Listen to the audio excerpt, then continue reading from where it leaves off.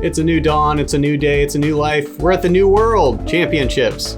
This is the second event of the DGPT 2023 season. Ace Run Pro is happy to present the Round 3 Back 9 coverage. I'm Andrew Fish, joined here by Connor O'Reilly. It was a blast on the front nine. Been fun commentating with you, Andrew, and we've got a star-studded card here. A bunch of different styles of play. We saw Gavin kind of struggling with that finger all day, and see if he's able to finish this round out even. And Brodie and Isaac have had some solid scores going. We see Paul really distancing himself from the pack, has an 8-stroke lead over 3 other players right now. Yeah, nobody on this card is in super position for the win, but definitely podium spots. And I think the biggest thing is this is counting towards next year's 2023 DGPT standings, which is a big long-term goal for a lot of folks. For sure, and the way the season grinds you along, if you can play good at a couple Silver Series early, maybe you can choose to rest at 1 or 2 later in the season. And here we are on hole 10. It's a par 4 at 780 feet. We've got that out-of-bounds creek to clear early. Coming up, we have that out-of-bounds cart path on the right. Golf green on the left also plays as a no-go.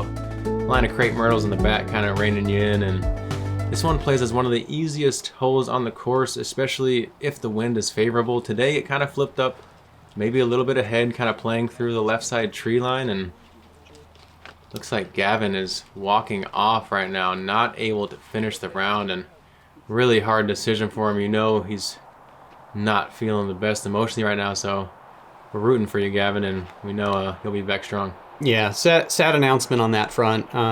He seems like he was going to take the rest of the season off, let his hand heal, and just like recover from the mental stress. Like, that is an enormous part of professional disc golf, is managing the emotion, the ups and downs of tournaments. Yeah, I mean, we all start to play this game because of how much we love it and love competing, but as it encompasses your entire life and your way of means and making money, it can definitely add some stress, and you sometimes find yourself not enjoying it the way you know you can and do. So sometimes those forced breaks can be a great thing for you. Yeah, and it's winter anyway. You know eventually you're going to take some time off.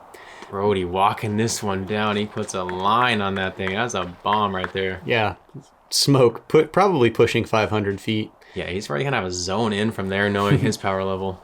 We saw Andrew push the left side, drop down short of the out-of-bounds creek. And from here, he's got a decision to make. Looks like he's tracking towards the bunker, which is not out of bounds. Pretty good job to fit that in between cart path and green. Make his third manageable. Yeah, very aggressive shot there from Andrew. Looks like he's probably starting to settle into the round now. And Isaac gauges this one well, but that hill in front of the green really gobbles you up. You almost have to land circle's edge at the shortest, otherwise you just don't really get the skip up.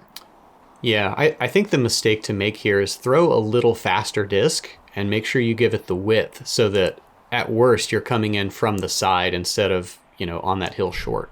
Yeah, landing on that flat ground deep is definitely a great play, and Brodie just textbooks this hole. Spike forehand with a slow disc. Come on, just lay down for him. Yeah, nicely done there from Andrew, showing his ambidextrosity.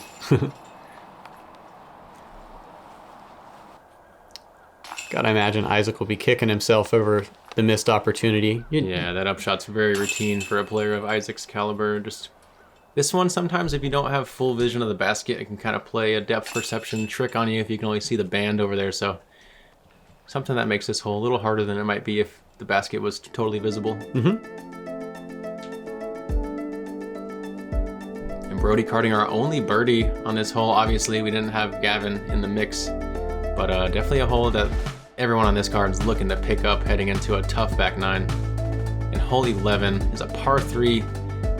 We actually ranged it yesterday and found it to be playing at 300 feet, which made a lot of sense for the way our discs were ending up circle's edge short on what felt like a 260-foot shot. So I think definitely a good mid-range shot for most players, or a super power putter shot, but really play it dead straight will get you there. And if you drift it slightly from the left to the right, it kind of opens up the most airspace for you. Another pretty green here. A little bit of cart path beyond. Not super in play unless you're going to throw a backhand that flexes out late. Or potentially if you overturn a forehand. Looks like Brodie was able to stay safe with that zone, though. Yeah, Brodie really showing the power he has throwing zone forehand on 300, and even he didn't execute, but he had the trust to pull it out. tree that Isaac hits is invisible off the tee. Seems to be a common collecting zone for players using that left to right shape. Yeah, most really good shots kind of shave just in front of that tree, and Andrew slightly overturns that one, but he's starting to dial in his shots. Oh, a quick pitch up from Brodie. He knows it's not worth running on this little elevated pin, and unfortunate misfire for him. And Isaac, fortunately, may be in bounds. It's not super defined right there, but I'm guessing he's going to get the benefit of the doubt, as he should.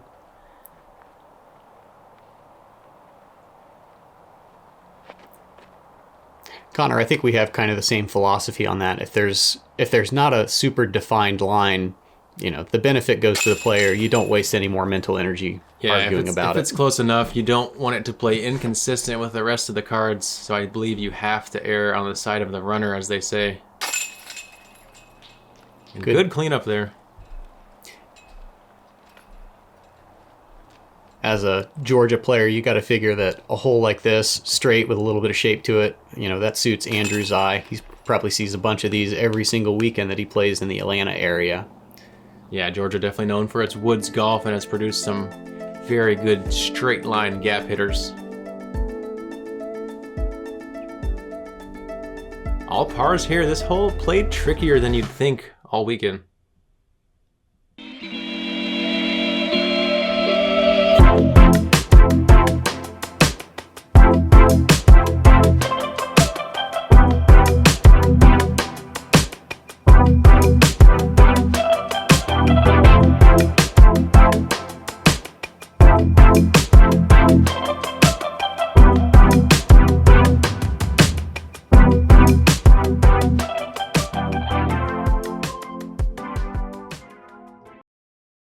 What could we have here? Fancy stuff here. Okay. Oh, yeah.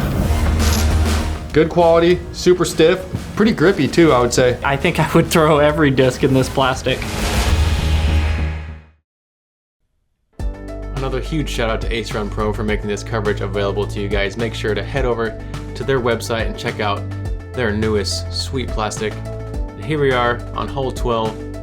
A tough par 3. We've got the out of bounds cart path on the left, thick woods on the right, and the wind was kind of playing a little bit off the tail today, so not super affecting the disc, but this one has a couple options. Big forehand if you have the power. You'll see a lot of players play just a straight backhand that maybe drifts ever so slightly from the left to the right. There's also this low overstable pass to the right that I never really saw myself, but have seen other players electing to take. Mm-hmm. Brodie needs to get this over for part of its flight. Oh. But he kind of just throws a nose-up balloon, not helped at all by the branch that just boosts him right. Yeah, I feel like Brodie's misses are still kind of nose up, and I feel like that's one of those ultimate things, just trying to give the disc enough air to stay in the air like you have to with those ultimate discs. Just doesn't always bode well with the disc golf discs. Mm-hmm. And that was a great line out of Isaac, just doesn't quite get through those last two Guardians. I'm guessing an FX4 to play that turnover shot line. This should set up pretty well for Andrew being able to spin it back spin it back to the right away from the out of bounds. He's going to come up a bit short though. Yeah, I feel like the tougher par 3s on this course definitely play well for a left-handed backhand shot, so he definitely wanted to give himself something inside the circle, and those leaves just steal the distance that Isaac needed to catch that putty. He knows it, puts his hand up in agony. What's wild to me is that, this is at 400 feet. There's out of bounds along the entire left side, low ceiling. It's still playing under par for the field as the third easiest hole. That's impressive. It means players are at least missing to the right most of the time and chipping up for their par. We have enough birdies to mitigate the few mistakes that leak off left, and I think it's a hard enough hole. Most players aren't playing it super aggressive, and maybe that creates some of that lack of scoring separation, which would make this hole play the way it did. Mm-hmm. And we'll see a pretty similar shape and character on hole 13. Absolutely. It's almost identical the way it plays. You can kind of play the same shot, slightly shorter, but honestly, most people are ending up short of hole 12, so you kind of want to throw that same flight that you just played. We've got this oak tree with the low-hanging branch creating a ceiling that's maybe 8.5 feet over there on the left side, maybe up to 10 feet on the right. We saw Isaac yesterday throw an amazing straight backhand to park it. Forehand out wide over the out of bounds left of the cart path is a great route if you have it.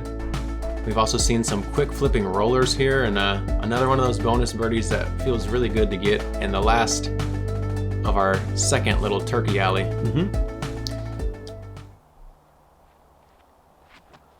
Same kind of thing. Much better nose angle this time. Yeah, great adjustment in round for Brodie to get that nose driven, and he plays the widest, highest part of that ceiling for the forehand over there, but also shows a lot of trust to be able to go for that line. Looks like he'll end up in circle 2. Isaac has to use the entire ceiling and comes up a bit short of circle 2. Oh, and I see Brodie in circle 1. I take it back. Yeah, and Isaac was just a touch of hyzer away from another beautiful line there, but still executed a pretty good shot. And this is flipping up flat. Very sticky grass over there and no luck for Andrew. He really likes this spiky forehand for distance control on his approach shots. For sure. It's a good way to rein the disc in distance-wise and also kind of try to give it a half bid. Yeah, and I think it's really interesting to see that he's developed, an identity where that's what he's going to do from 200 feet. Really good to have something you can rely on in a lot of situations. For sure. I think those short shots, it's really about throwing the shot you're most comfortable with, because sometimes your focus can leak a little more than on those super demanding shots, just the nature of the beast. And yeah, got to throw what your body's going to execute even when the mind might leak. Right, for sure. In talking to Andrew, I asked him what he does for work. He's relatively young. He hasn't played that many disc golf tournaments. He's a bread delivery driver for Pepperidge Farm. So every morning he gets up super, super early. I gotta imagine this is like nap time for him with a mid-afternoon tee off, which means he's done by 10 or 11. He just plays the rest of the day, grinds it out at Oregon Park and other Atlanta places. His least favorite bread is 15 grain whole grain. He says, that's just doing too much. Nobody needs that many nuts in bread. Just make the crunchy stuff your spread. Next time you're eating that sandwich, give a shout out to Andrew for helping keep that bread nice and fresh.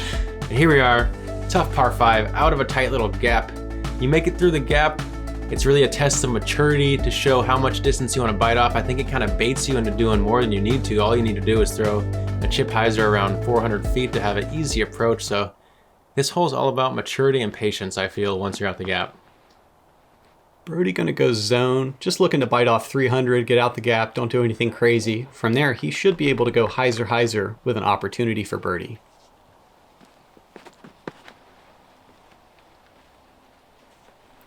This is drifting left, likely gonna be in the tree line a little bit. Yeah, it looks like he'll at least have a bit of a run up, slightly obstructed, but if you leak too far left, like Andrew said, there can be some really low-hanging limbs that'll make it tough for you. And that is a nightmare for Andrew to start this hole. Let's see if he can buckle down and still save a par. Gonna have to throw a turnover shape here. Oh, no. I think this might be when the reality is setting in for Andrew. We've seen him make a couple mistakes, just not fully committing to getting the shape over on the last few holes. And, as a young player, it's a learning experience, right? Like, yeah. You came up in Texas just having to grind it out against good players every weekend. How do you let your game learn in these pressure situations? Yeah, I think you really have to realize that even when you're making mistakes, try to build the narrative in your head that my mistakes are on the opposite side of the spectrum. They are the lower percentage shots, so the more mistakes I make, the better my chances are on my next shot. And also, you really just got to know your strengths in these situations and try to lean on them, especially on a course that allows you to throw kind of your comfortable shot in most situations. Mm-hmm. Played a couple of those par 3s where the out of bounds was on the left side, the kind of the good side for Andrew's finish. Now it's going to be on the right for several holes. Yeah, definitely going to have to make sure he controls his angle coming in and his speed. Doesn't want his disc to be skipping. Looks like maybe a mid-range here out of him. Yeah, in the neighborhood of 275, I would guess. Floats it nice and high, a little bit of left drift. Needs a soft landing. Oh, Brodie calling for that one to get in the bucket just long there.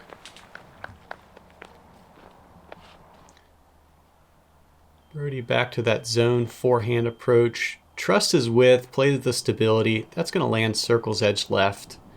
He plays the mature miss there, but he's not going to love the execution. This green is tight enough on the right side and fast enough to really make you feel a little more tense than you think you normally would on a shot. That seems relatively simple.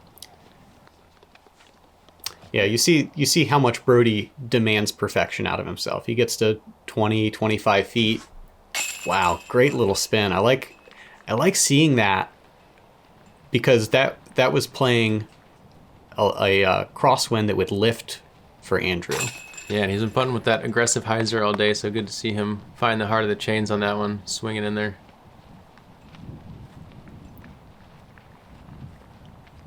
His putt's really been having a lot of movement from the right to left, even on those shorter circle one putts. Must be putting pretty straight putters. Couple good birds there. And Isaac continuing to move well. Brodie's done well to get himself back under par. Yeah, for sure. Started off this back nine well.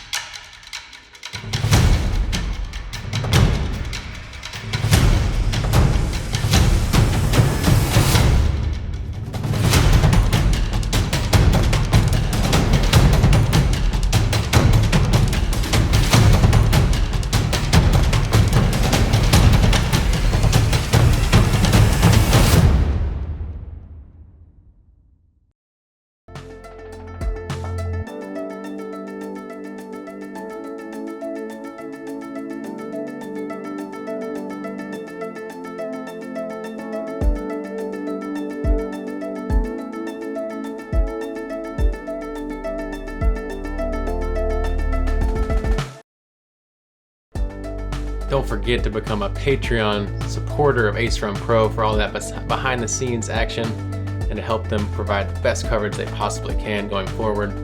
Here we are on our little Florida Island hole, 275. Low ceiling created by that one pine branch off the tee, and then we've got this double mandatory forcing you through the gut. This one's a touchy height, and most players are gonna have to play a full power putter shot or maybe a soft down-tempo mid-range here, and this hole played really tricky. We saw almost 50% bogeys round 2. And just about the same in round 3. Brodie plays with the tailwind, throws a zone. Nice way to kill the speed at the basket. Yeah, the way the forehand just spins a little bit less is really helpful on a fast little green like this, where you can find that back wall quickly once you make it on, like Isaac is going to do here. Very controlled flexy type shot, kind of the inside flex. Making Cam do a little dance. And this would be big for Andrew. Needs the stability on the end of it, but that's going to miss the Mando as well. It sends him to a drop zone that's about 65 feet away. And as far as I know, there was only one player to make this to save their par. Yeah, I believe it was actually about 85. So it's Oh, is that right? Okay. It definitely makes sense. I think 65 we would have seen some more attacking or some more putts cash in there, but it's just a little outside of the comfortable range of most players. And great putt coming back from Isaac. It's definitely easy to leak to circle's edge long once you make it on the island with the backhand. So shows that putting prowess off. Yeah, coming up short is kind of the killer mistake here. Being willing to push long to the back edge and test yourself on the putt. Yeah, and very mentally frustrating to miss such a simple feeling hole, but honestly, it played pretty tough, so. So Connor, as you're coming down the stretch here, if you're on this chase card and you have the opportunity to look at scores, do you look to see what other people are doing? And does it change your game plan at all? For me, on these par 3s, I most likely don't, just because, you always want to go pedal to the metal for the most part. But a hole like 18 where a lot can happen, I think I could see myself maybe, depending on where I'm at, choosing how aggressive I want to get for that birdie. Here we're on hole 16. This one we measured at actually 260, so it's playing a touch longer than we thought. And the tightest gap we have on the entire course. This tree right here we're flying by on the left seems to catch a bunch of discs that look like they're almost going to be good and just don't quite drift to the right enough. Once again, these fast pine needles allow you to land at circle's edge short and slide up nicely. Bit of a crosswind off the right shoulder here maybe. Brodie going to go back to this forehand. I think he's going to try to play a baby flex through the left side. There is a little bit of a window over there. Oh, no, he's going to go flip up with a jawbreaker zone. Pure the gap. Well thrown. Plays the crosswind with that forehand and showing off the touch. Run it back. You see the slight hyzer release, the pop-up in the middle of the flight. Connor, it takes a lot of touch to do that. Like, what do you do to learn that kind of shot? Well, first off, that zone's got to be kind of understable, so he just figuring out how to take a little bit of spin off and make sure he just hits his angle, let the disc pop up the flat for him. Always nice to be able to manipulate understable version of what used to be an overstable disc. Yeah. Clean spin, no wobble, keeping that wrist angle the same. Yep. And great shot for Isaac there. Hitting this early gap on this hole spells disaster. Almost really hard to save your par even. And let's see what Andrew can do with that right-hand forehand scramble shot. Left side can be survivable. Looks like he works his way up to the circle. Unfortunately, that means he's still out because of the two good drives of the other players. Sometimes that can add a little extra stress when you're got to throw 2 shots in a row while the rest of the card's kind of waiting on you. You got to make sure you stay in your lane and just do your routine. Take your time, play at your pace. I really like that. Gets it out to the left side, plays the slight hyzer angle, lets the wind drop at a touch. Good save there, Andrew. Brodie making it look very easy. This hole was elusively hard for as simple as it looks on paper. Yeah, there's some holes that I think of as like practice holes where you just hit it and hit it and hit it in practice. You get to the tournament and all of a sudden you haven't even gotten a look at it. I couldn't have said it better. That's exactly how I was feeling on that hole all weekend. And once again, unfortunately, Gavin had to drop due to that thumb injury. DGN, thank you once again for providing that drone flyover, helping us show you guys how we like to attack these holes. 17 is a very unique par 3, our final one of the course.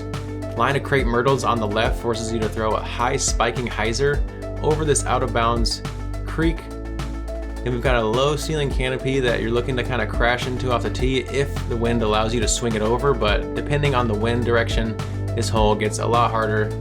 And today we had kind of a tailwind sucking the discs out of the air, so you have to play it really tight to this tree line, almost over the crepe myrtles to even get it into the circle. Yeah, circle 2 is really the collector zone here. Without a doubt. And Brodie playing it super high spiky, like we said, over those trees. Let's see if he has the distance. Big power with the nuke. Looks like he gets it in maybe 40 feet or so. Yeah, those claps lead us to believe he got the green flag and he'll have one of those steppers. Oh, I don't like this.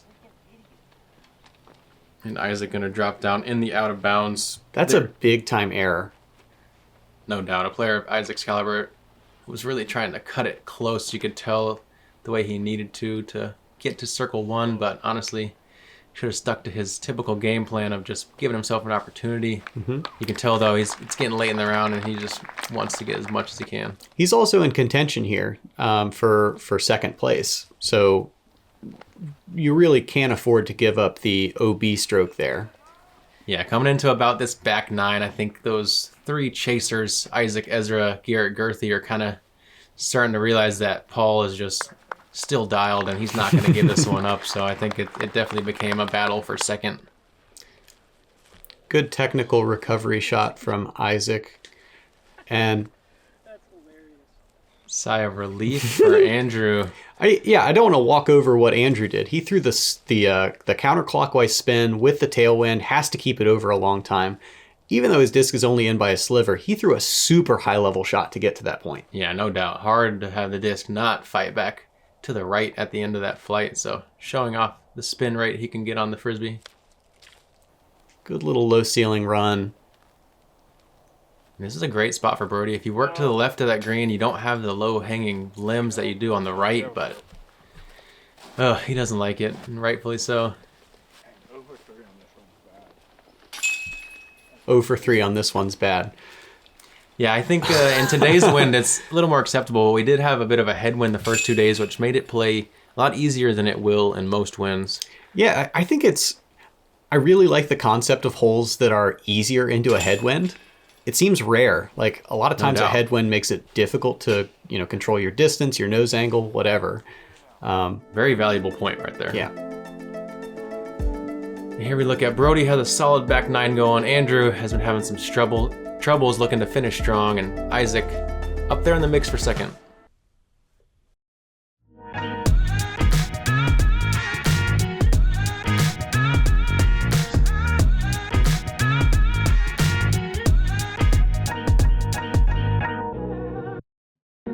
It was important for me to partner with a retailer that could help with growing my brand and making my products available all over the country and across the world. Flight Factory has helped me accomplish that. Check out all of my gear and thousands of other discs at Flight Factory.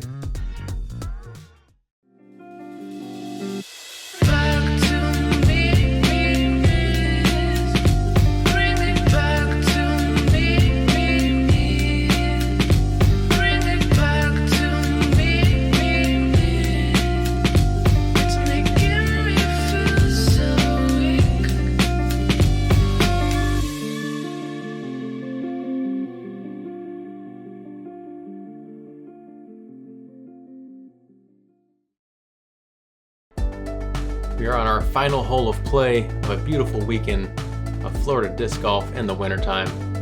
A lot of options here on 18 off the tee. Big roller plays great. Massive forehand also puts you in position, or the little turnover backhand. Out of bounds golf green to fly over here on the second shot, and a mandatory to deal with here on the right. You got to put it just left of it, landing somewhere near this mound will give you a great approach to the green, likely a straight backhand or a bit of a flexing forehand.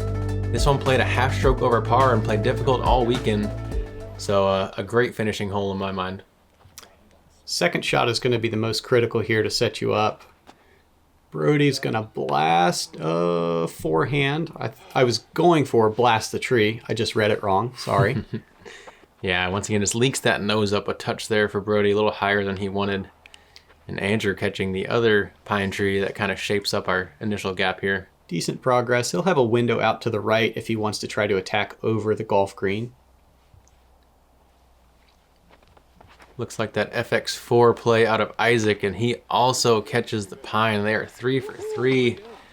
And gonna have some work to do and decisions to make on whether they want to try to get around that mandatory corner or just settle for par. But I think these guys are all gonna be hungry for one last birdie. Yeah, good bit riding on this. Isaac in contention for second or a podium spot. Brodie looking to advance into the top 10 potentially. And both of these guys in a contract year, Isaac and Brodie. So, they want to put a stamp on the end of this season. It's the last hole of the Disc Golf Pro Tour for 2022. And these points count for 2023 as well. Yeah, definitely important to note once contract time comes around, players are definitely looking to be on their best behavior, and this is a crazy reaction. Hits the tree, turns into a cutting roller that flips into a really good spot. Brodie is actually going to be able to access the basket with a very aggressive third, and yeah, nothing but shock, awe, and smiles for Brodie there. Wry smiles, we'll say.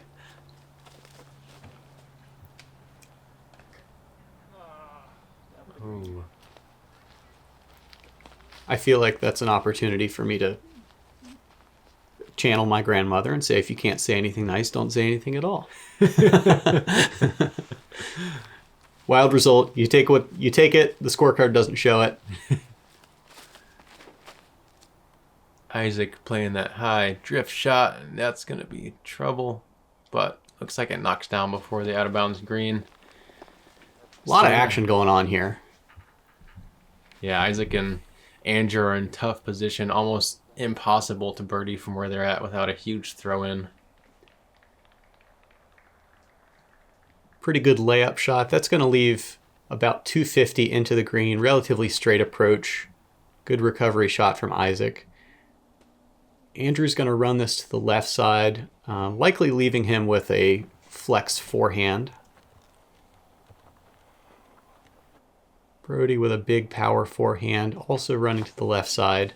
Oh, he's going to be in some thick palmettos over there, and let's see if he has some windows. We know how comfortable he is with some of those overhand shots and trick shots he's got in his bag, so I'm sure he'll have something, but might take a little bit of figuring out over there.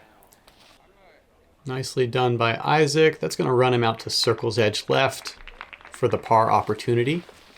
Yeah, one last chance to putt back at that gallery, sitting there waiting for these guys to finish up on 18. Yeah, and Jacksonville really showed up. There was a good number of folks watching the chase card, watching the lead card. Really appreciate the local support for the Pro Tour coming to town. Yeah, having this fans' energy and support and just seeing their smiling faces always motivates you to want to do something a little extra cool on the course, not just for yourself. I did not realize how big that was. Brodie getting a little workout in, moving trees out here. It's fine. I thought that was a little stick. Big fella, Sasquatch off in the woods. I don't know. Ooh, catches the little stuff and doesn't look to slow him down too much, but he's not going to be super happy, I don't think, with that one. What are you doing? Yeah. 183 comes up significantly short. And I should mention, Brodie's from Florida. He's from Jacksonville area. Oh, comes up just a little short. This is actually only about the third course that he's played in the state of Florida and the first tournament. Kind of unusual. Since he started so late, despite going to University of Florida and living here for quite a while, he just hasn't come back to play. So good on him getting to play that little hometown tournament. Yeah, for sure. And I saw his mom was able to make it out this weekend, so hopefully she got to enjoy some good disc golf. I think it was her first tournament she said she'd been to. Yeah, solid finish for Brodie. Really proud of Andrew, sticking it out. Didn't play his best, but he got a couple thousand rated rounds in this tournament. A lot to move forward with. For sure, and jumped onto the disc golf consciousness on the national level, and that's never a bad thing. Once again, we got to give our shouts to Gavin for trying to tough it out, and gutsy performance by him, but just couldn't quite deal with that thumb pain. So we see there from our chase card, Isaac and Ezra Robinson going to tie for third. Way to go, brothers. Paul McBeth, Garrett Gerthy running away with it a little bit, but a lot of folks making moves in that final round. Again, we really appreciate Ace Run Productions providing this coverage, the opportunity for Connor and I to do commentary. Really want you all to support them, whether that's being a Patreon, whether that's liking, following, subscribing. These folks make the opportunities for professional disc golf to grow. It's exposing it on a wider audience. It's letting us, get our brands, our play out there. The better the media gets, the more the players can focus on just doing what they do best, and the more our sport will continue to blossom like it has been. So thank you guys for joining us today. It's been a pleasure, and we won't see you guys again until next season.